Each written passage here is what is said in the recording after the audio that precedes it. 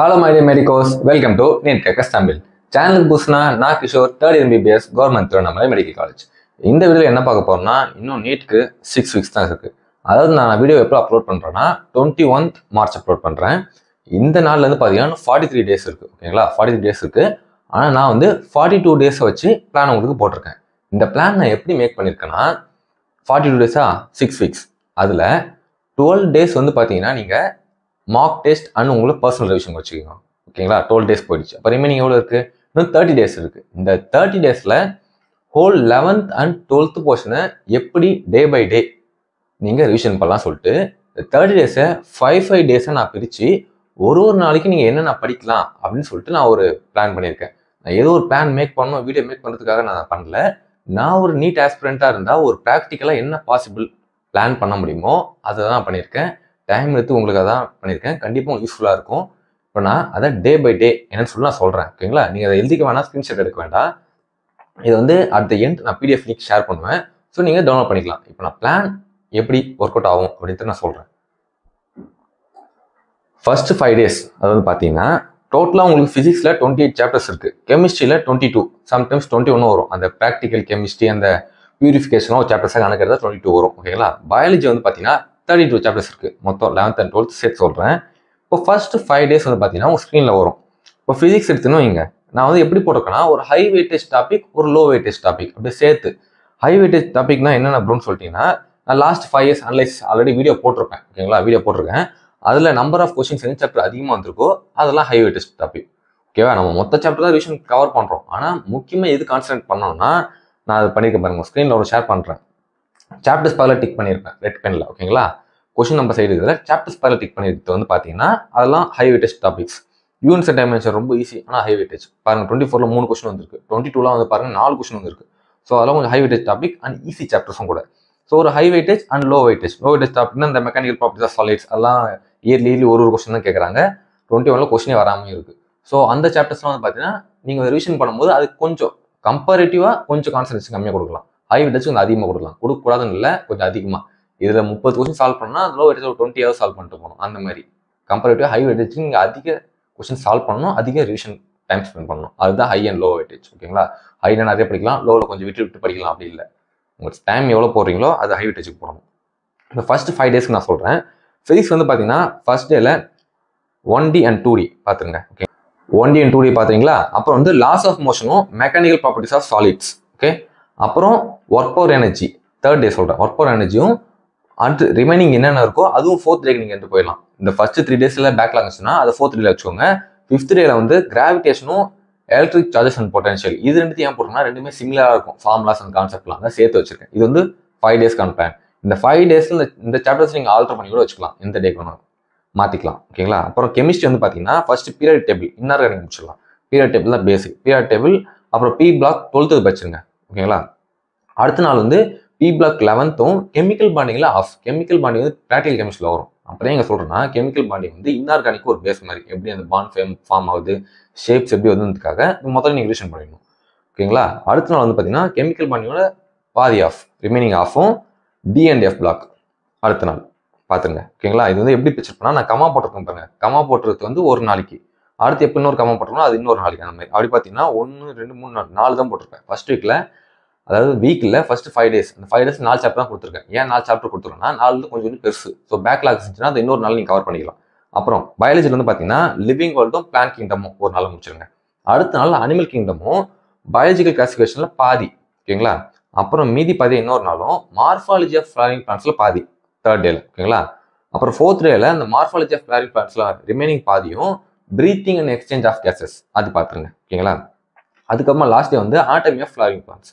First 5 days complete ஆயிடுச்சு. அப்புறம் 6th டேலேருந்து 10th டே வந்து பிளான் பார்த்தீங்கன்னா ஃபிசிக்ஸில் கரண்ட் எலக்ட்ரிசிட்டி கொஞ்சம் பெரிய சாப்டர், அதனால ஒரு நாளைக்கு அந்த ஒரு சாப்டர் மட்டும் நான் போட்டிருக்கேன்.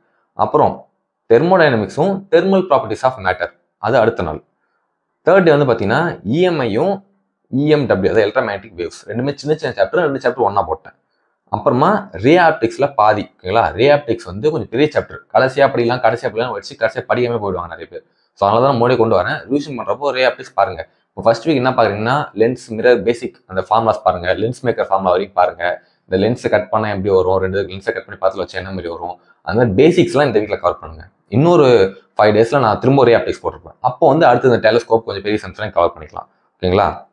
அண்ட் லாஸ்ட், அதாவது second 5th day last day வந்து பார்த்தீங்கன்னா செமிகண்டக்டர்ஸ், அதாவது 10th டேல செமிகண்டக்டர்ஸ் பார்த்துக்கோங்க.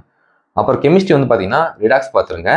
அப்புறம் ஜிஓசி வந்து பேசிக். இப்போ நம்ம இன்ஆர்கானிக் வந்து மோடி முடிச்சிட்டோம். கோஆர்டினேஷன் மட்டும் சொல்லாமல் இருப்பேன். கோஆர்டினேஷன் அப்புறம் நான் சொல்லுவேன். ஓகேங்களா? இப்போ வந்து ஜிஓசிக்கு பேசிக்லேருந்து ஸ்டார்ட் பண்ண போகிறோம். அதாவது 7th டே வந்து பார்த்தீங்கன்னா ஜிஓசி படிச்சிருங்க. அப்புறம் 8th டேல வந்து ஹைட்ரோ கார்பன்ஸ். அப்புறம் 9th டேல பயோமாலிகுல்ஸ். அதுக்கப்புறமா 10th டேல Halo alkanes and Halo arenes. ஓகேங்களா? நான் அந்த ஒரு டேக்கும் அந்த மொத்தம் மூணு சப்ஜெக்ட்டும் படிக்க முடியுமா அப்படின்னு சொல்லிட்டு நான் போட்டிருக்கேன். ஓகேங்களா? அது ப்ராக்டிக்கலாக பாசிபிளாக தான் இருக்கும். அது மாதிரி திங்க் பண்ணி போட்டிருக்கேன். ஒர்க் அவுட் ஆகுமான்னு நினைக்காதீங்க. நீங்கள் படிச்சு பாருங்க, கண்டிப்பாக ஒர்க் அவுட் ஆகும். அப்புறம் பயாலஜி வந்து பார்த்தீங்கன்னா ஸ்ட்ரக்சரல் ஆர்கனைசேஷன் அனிமல்ஸ், அப்புறம் ஹியூமன் ரீப்ரொடக்ஷன் அடுத்த நாள், அதுக்கடுத்த நாள் ஃபோட்டோசிந்தசிஸில் பாதி. ஓகேங்களா?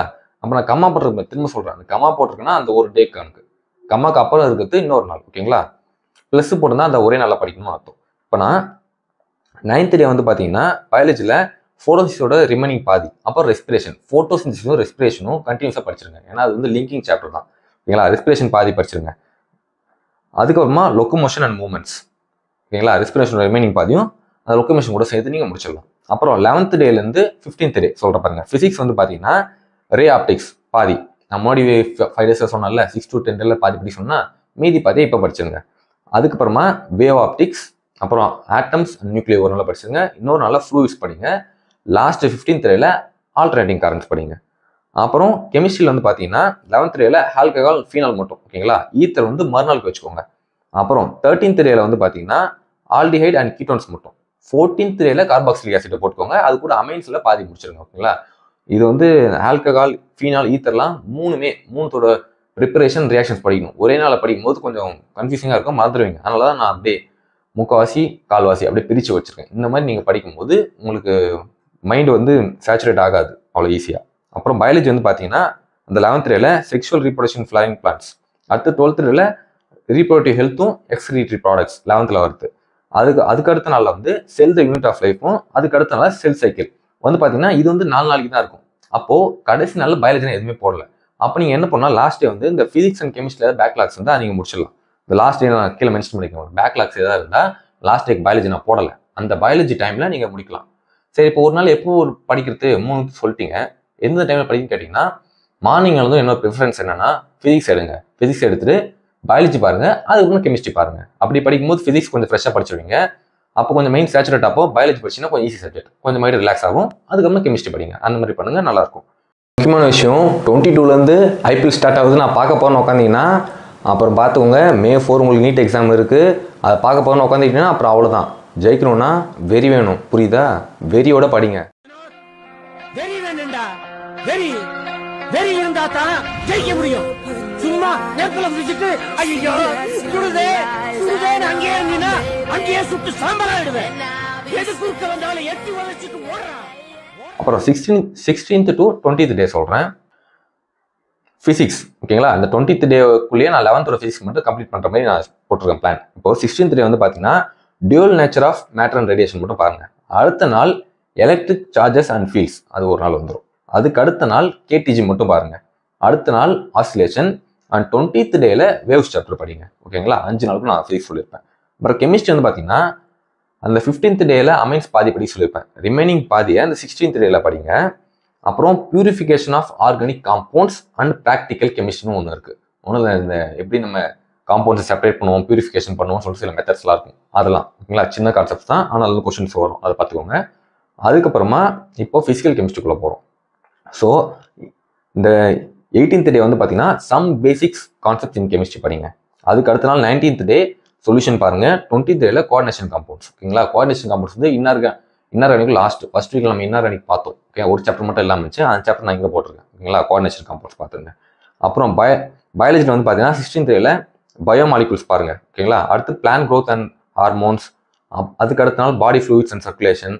அப்புறமா 19th டேல வந்து பார்த்தீங்கன்னா பிரின்சிபல்ஸ் ஆஃப் இன்ஹெரிட்டன்ஸ் பாதி. அதுக்கு அடுத்த நாள் பிரின்சிபல்ஸ் ஆஃப் இன்ஹெரிட்டன்ஸோட ரிமைனிங் பாதி. ஸோ லாஸ்ட் 2 days வந்து பிரின்சிபல்ஸ் ஆஃப் இன்ஹெரிட்டன்ஸ் பிக் சாப்டர்ன்றனால 2 நாளுக்கு நான் போட்டிருக்கேன். ஓகேங்களா? திரும்ப சொல்லிட்டேன், இந்த ஆர்டர்லாம் பார்க்கணும் இல்லை. இந்த வீக்கான சாப்டர்ஸை நீங்கள் ஒரு நாளைக்கு மாற்றி கூட போட்டுக்கலாம். இல்லை என்னோட பிளான் நீங்கள் ஃபாலோ பண்ணணும், பெஸ்ட்டாக தான் இருக்கும். அப்புறம் 21 to 25 அந்த டேஸ்க்கு பிளான் பார்த்தீங்கன்னா ஃபிசிக்ஸில் மேக்னெட்டிசம் அண்ட் மேட்டர். அப்புறம் magnetism properties and moving charges of magnetism இருக்கும். மேக்னட்டிசம் 2 சாப்டருமே ஓகேங்களா. ஃபர்ஸ்ட் 2 days கூட எடுத்துக்கோங்க, அது கம்ப்ளீட் பண்ணுறதுக்கு ஒன்றும் பிரச்சனை இல்லை. அப்புறம் ஆல்டர்னேட்டிங் கரண்ட்ஸும் system of particles and rotatory motion இருக்கும் ஓகேங்களா. இந்த 21th to 25th டேல நான் மொத்தம் 4 சாப்டர் சொல்லியிருக்கேன். மேக்னட்டிசம்ல 2 சாப்டர், ஆல்டர்னேட்டிங் கரண்ட் ஒரு சாப்டர், அப்புறம் சிஸ்டம் ஆஃப் பார்ட்டிகல்ஸ் மொத்தம் 4 சாப்டர் தான் சொல்லியிருப்பேன். ஏன்னா அது கொஞ்சம் பிக் சாப்டர்ஸ், அதனால கொஞ்சம் டைம் எடுக்கும். சிஸ்டம் ஆஃப் பார்ட்டிகல்ஸ் நிறைய கான்செப்ட் இருக்கும், ஆனால் ஈஸி தான். ஸோ வந்து டெய்லி ஒரு லெசன் பார்க்காம 5 நாளைக்கு 4 லெசன் தான் கொடுத்துருக்கேன். ஸோ ஒரு நாள் வந்து பேக்லாக்ஸ் கவர் பண்ணிடுங்க. கெமிஸ்ட்ரி வந்து பார்த்தீங்கன்னா எலக்ட்ரோ கெமிஸ்ட்ரி, கெமிக்கல் ஈக்குலிபிரியம் ஒரு நாள், அயானிக் ஈக்குலிபிரியம் இன்னொரு நாள்.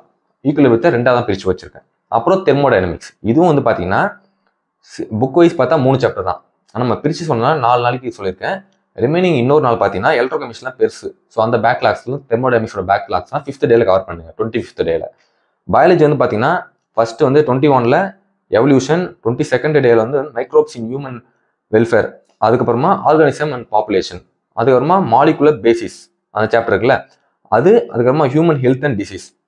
இது வந்து பார்த்தீங்கன்னா 4 நாள் தான் பிளான் போட்டுருவேன். 5th டே வந்து பார்த்தீங்கன்னா அந்த 5th டேவை நீங்கள் 3 சப்ஜெக்ட் பேக்லாக்ஸும் நீங்கள் கவர் பண்ணிடணும். அப்புறம் 26 to 30 அந்த லாஸ்ட் 5 days வந்து பார்த்தீங்கன்னா யூனிட்ஸ் அண்ட் டைமென்ஷன் ஓகேங்களா. யூனிட்ஸ் அண்ட் டைமென்ஷன் முடிச்சுட்டு மற்ற சாப்டர் எல்லாமே நான் முடிச்சிட்டோம். ஃபிசிக்ஸ் எல்லாமே நான் சொல்லிட்டேன். அந்த ஃபிசிக்ஸோட எல்லா ஃபார்முலாஸும் ரீகால் பண்ணி பாருங்க. எல்லா கான்செப்ட்ஸ் கவர் பண்ணிட்டீங்களா, எல்லாமே ஒரு ரிமைனிங் இருக்கா, இல்லை இன்னும் நான் கொஞ்சம் சால்வ் பண்ணாமல் இருக்கேன், சிலது மறந்து போன மாதிரி இருக்குது, திரும்ப ரிவைஸ் பண்ணணும்னா அதை இந்த லாஸ்ட் 5 days ரிவைஸ் பண்ணிக்கோங்க.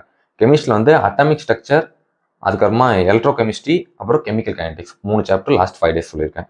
அப்புறம் பயாலஜி வந்து பார்த்தீங்கன்னா ரிமைனிங் 4 lessons இருக்கும். அந்த பயோடெக்னாலஜியும் கடைசியாக அந்த எக்காலஜி இருக்குல்ல அதில் இருக்கிற 2 லெசன் இருக்கும். 4 சாப்டர் இதில் பார்த்துருங்க. லாஸ்ட் வீக்கில் லாஸ்ட் 5 daysல நான் கம்மியாக தான் கொடுத்துருக்கேன். அதில் வந்து நீங்கள் பார்த்தீங்கன்னா எல்லா பேக்லாக்ஸும் கவர் பண்ணிடலாம். திரும்ப இன்னொரு ரிவிஷன் போகிறதுனாலும் நீங்கள் போட்டுக்கலாம் ஓகேங்களா.